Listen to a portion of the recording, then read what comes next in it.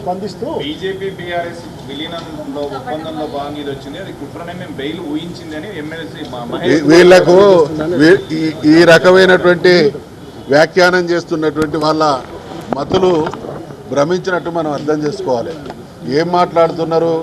గడిచిన 10-15 రోజులుగా అంటే బీఆర్ఎస్ పార్టీ అనేది 10 సంవత్సరాలు ప్రభుత్వాన్ని నడిపి 14 సంవత్సరాలు ఉద్యమం కొనసాగించి ఈ 8-9 మాసాల కాలంలోనే తెలంగాణ ప్రజల్లో మళ్ళీ బీఆర్ఎస్ వైపు ప్రజా అభిప్రాయాలు సానుకూలంగా మారుతున్నాయి. కాబట్టి గోటికాడి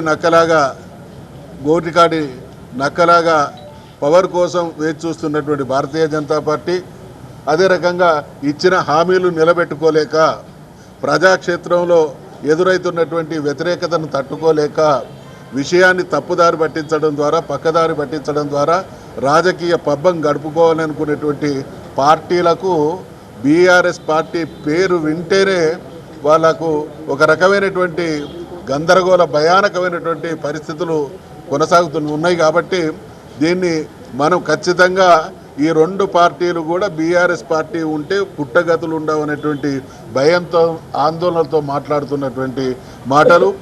ఒకవేళ బీఆర్ఎస్ పార్టీకి ఎవరితోనైనా లోపాయికారి ఒప్పందాలు ఉంటే 6 మాసాలు ఆడబిడ్డ జైల్లో ఉంటుందండి.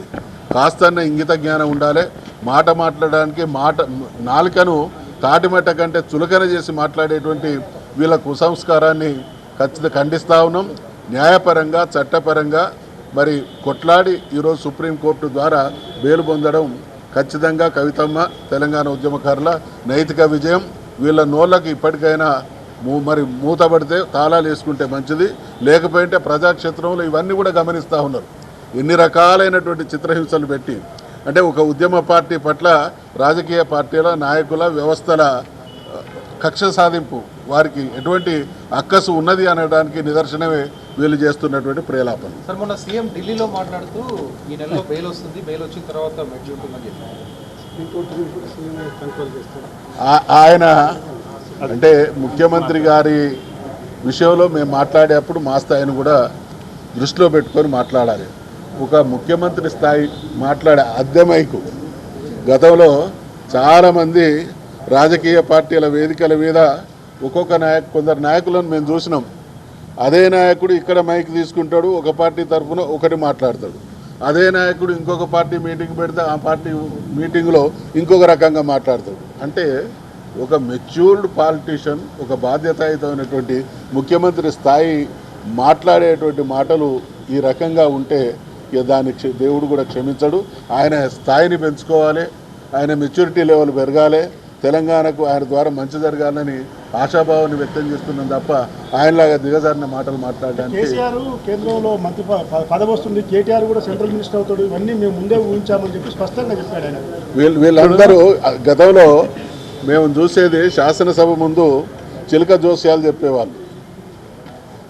వీళ్ళు బహుశా ఇక పాలన అనేది పక్కన పెట్టి ఇటువంటి జోస్యాలతోని కాలం వెళ్ళబుచ్చేటువంటి ప్రయత్నాలు చేస్తూ ఉన్నారు. అన్నిటికీ కాలమే నిర్ణయం చేస్తుంది. గతంలో మిత్రమా బీఆర్ఎస్ పార్టీ టీఆర్ఎస్ పార్టీని పెట్టిన తొలినాళ్లలో కొందరు నాయకులు ఇది మకలో పుట్టింది పుప్పలో పోతుంది అనేటువంటి మాటలు విన్నాం. అదే ఇంకొక నాయకుడు గతంలో ముఖ్యమంత్రిగా ఉన్నటువంటి వ్యక్తి తెలంగాణ వస్తే కరెంట్ ఎక్కడి నుంచి వస్తాయి, మీ వైర్ల మీద బట్టలు ఆరేసుకోవాలని వస్తుంది. వీళ్ళందరూ ఏమైపోయిందో వీళ్ళందరి చరిత్రలు ఏమైనా మనం చూస్తూ ఉన్నాం. రేపటి రోజు మళ్ళీ ఇదే బీఆర్ఎస్ను ప్రజలు ఆదరించక ఆశీర్వదించక తప్పదు. వీళ్ళందరి రాజకీయ చరిత్రలు భూస్థాపితంగా కూడా తప్పదు.